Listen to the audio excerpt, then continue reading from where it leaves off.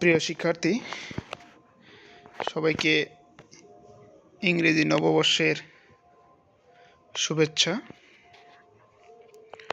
সুনামগঞ্জ সরকারি কলেজ কর্তৃক আয়োজিত অনলাইন ক্লাস কার্যক্রমে 2020-21 শিক্ষাবর্ষের শিক্ষার্থীদের স্বাগতম। আজকের ক্লাস পরিচালনায় আছি আমি মোহাম্মদ শফিকুল ইসলাম, প্রভাষক অর্থনীতি বিভাগ, সুনামগঞ্জ সরকারি কলেজ, সুনামগঞ্জ। আজকে তোমাদের ক্লাস নেওয়া হবে অর্থনীতি প্রথম পত্রের 4র্থ অধ্যায়। অধ্যায়ের শিরোনাম বাজার। আজকের আলোচনার শেষে আমরা যে বিষয়গুলো শিখতে পারবো, অর্থাৎ শিখন ফল, এগুলো যে বাজার কি তা বলতে পারবে, বাজারের শ্রেণী বিভাগ বর্ণনা করতে পারবে এবং বিভিন্ন বাজারের মধ্যে তুলনা করতে পারবে।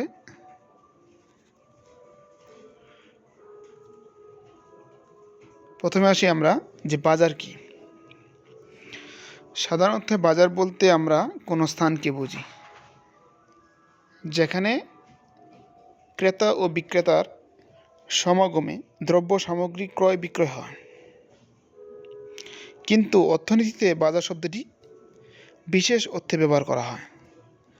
অর্থনীতিতে বাজার বলতে কোনো নির্দিষ্ট স্থানকে বোঝায় না, বরং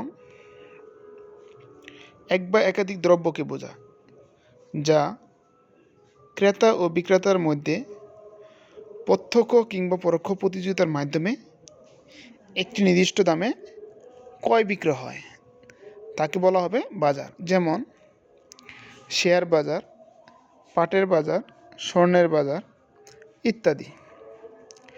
এ প্রসঙ্গে বিভিন্ন অর্থনীতিবিদ বিভিন্নভাবে বাজার সম্পর্কে সংজ্ঞায়িত করেছেন।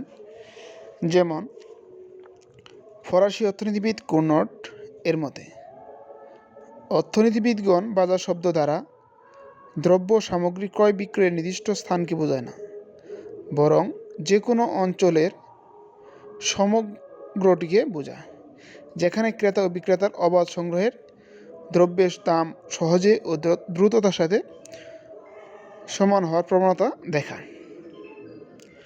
আবার অধ্যাপক চ্যাপম্যান বলেন যে বাজার বলতে কোনো নির্দিষ্ট স্থানকে বোঝায় না, বরং এক বা একাধিক দ্রব্যকে বোঝায় যা ক্রেতা ও বিক্রেতার মধ্যে প্রত্যক্ষ প্রতিযোগিতার মাধ্যমে একটি নির্দিষ্ট দামে ক্রয় বিক্রয় হয়।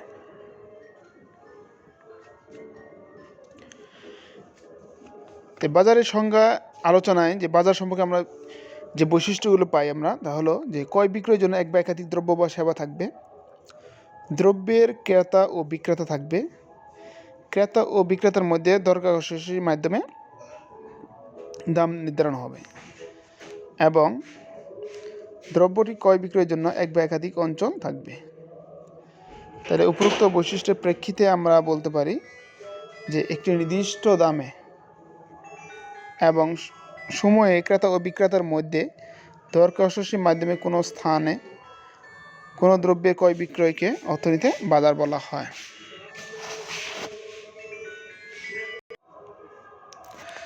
তারপর আসি আমরা বাজারের শ্রেণী বিভাগ। আয়তন, সময় এবং প্রতিযোগিতার ভিত্তিতে বাজারকে প্রধানত 3টি ভাগে ভাগ করা যায়।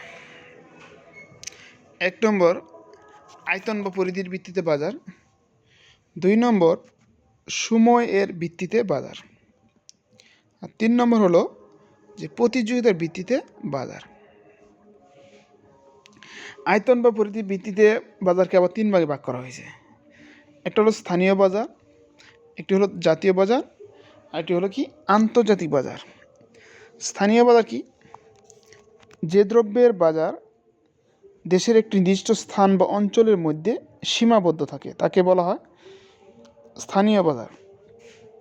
যেমন শাকসবজি বাজার, মাছ, ইট প্রভৃতির বাজারকে বলা হবে স্থানীয় বাজার বা লোকাল মার্কেট। তারপর কি আছে যে জাতীয় বাজার। কোনো দ্রব্যের বাজার সারা দেশব্যাপী হলে তাকে বলা হবে জাতীয় বাজার, অর্থাৎ সারা দেশব্যাপী যার বিস্তৃত থাকবে সেই বাজারকে বলা হবে জাতীয় বাজার বা ন্যাশনাল মার্কেট। যেমন দেশীয় বস্ত্র, প্রসাধনী, যন্ত্রপাতি প্রভৃতি বাজারকে বলা হবে জাতীয় বাজার। আর আরেকটি হলো কি আন্তর্জাতিক বাজার বা ইন্টারন্যাশনাল মার্কেট। কোনো দ্রব্যের বাজার দেশের মধ্যে সীমাবদ্ধ না থেকে অন্যান্য দেশেও সম্প্রসারিত হলে সে বাজারকে বলা হবে আন্তর্জাতিক বাজার। যেমন সোনা, রূপা, উন্নত মানের তৈরি পোশাক, যন্ত্রপাতি ইত্যাদির বাজার হলো আন্তর্জাতিক বাজার। অর্থাৎ যে পণ্যটি দেশের সীমানা অতিক্রম করবে, অর্থাৎ সেক্ষেত্রে আমদানি বা রপ্তানি হবে, সেই বাজারটিকে বলা হবে আন্তর্জাতিক বাজার বা ইন্টারন্যাশনাল মার্কেট। তারপর আসি যে সময়ের ভিত্তিতে বাজার। সময়ের ভিত্তিতে বাজার আবার 3 ভাগে ভাগ করা হয়েছে। একটা হলো অতি স্বল্পকালীন বাজার, একটা হলো স্বল্পকালীন বাজার, দীর্ঘকালীন বাজার, এটা হলো অতি দীর্ঘকালীন বাজার। আচ্ছা, তো সময়ের ভিত্তিতে বাজার আমরা কয় প্রকার পেলাম? সময়ের ভিত্তিতে বাজার হলো 4 প্রকার। একটা হলো অতি স্বল্পকাল, স্বল্পকাল, দীর্ঘকালীন এবং অতি দীর্ঘকালীন বাজার। আচ্ছা, অতি স্বল্পকালীন বাজার কোনটা? যখন কোনো দ্রব্যের ক্রয় বিক্রয় অতি স্বল্প সময়ের মধ্যে সম্পন্ন হবে, অর্থাৎ অতি স্বল্প সময়ের মধ্যে যে বাজার সম্পন্ন হবে সে বাজারকে বলা হবে অতি স্বল্পকালীন বাজার। যেমন মাছ, দুধ, শাকসবজি ইত্যাদি। এটা কি একটি মাত্র কয়েক ঘন্টা মধ্যে বাজার কী হবে? বিস্তৃত থাকবে। একে বলা হবে অতি স্বল্পকালীন বাজার। তারপর 2 নম্বর কি যে স্বল্পকালীন বাজার। এইরূপ বাজার পরিবর্তিত চাহিদার সাথে দ্রব্যের যোগানে সামান্যতম সমন্বয় সাধন করা সম্ভব হয়। স্বল্পকালে উৎপাদনের প্রতিষ্ঠা সংখ্যা, আয়তন, যন্ত্রপাতি কোনো পরিবর্তন করা যায় না। এ বাজারে দ্রব্যমূল্য নির্ধারণে যোগানের চেয়ে চাহিদার ভূমিকা অধিক। তারপর আসি দীর্ঘকালীন বাজার। দীর্ঘকাল এরূপ একটি সময় মেয়াদ যেখানে নির্দিষ্ট প্রযুক্তির সাপেক্ষে সব উপকরণ পরিবর্তনযোগ্য, তাকে বলা হবে দীর্ঘকাল। অর্থাৎ সময়ের প্রেক্ষিতে অর্থাৎ চাহিদার প্রেক্ষিতে যেগুলো কি পরিবর্তন করা সম্ভব সেগুলোকে বলা হবে দীর্ঘকালীন বাজার। আরেকটা হলো কি যে অতি দীর্ঘকালীন বাজার।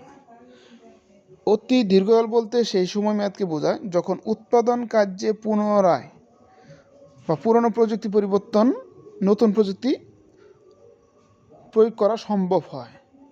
এরূপ সময় মেয়াদ বাজারকে বলা হবে অতি দীর্ঘকালীন বাজার। এক্ষেত্রে জনসংখ্যা বৃদ্ধি, তার ক্রেতার রুচি, অভ্যাস ইত্যাদি প্রেক্ষিতে কী করা যাবে? পরিবর্তন করা সম্ভব হয়। সেই বাজারকে বলা হবে অতি দীর্ঘকালীন বাজার। তারপর আসি কি যে প্রতিযোগিতার ভিত্তিতে বাজার। প্রতিযোগিতার ভিত্তিতে বাজারকে মূলত 2টি ভাগে ভাগ করা হয়েছে। একটি হলো পূর্ণ প্রতিযোগিতামূলক বাজার, আরেকটা হলো কি অপূর্ণ প্রতিযোগিতামূলক বাজার। পূর্ণ প্রতিযোগিতামূলক বাজার কোনটি?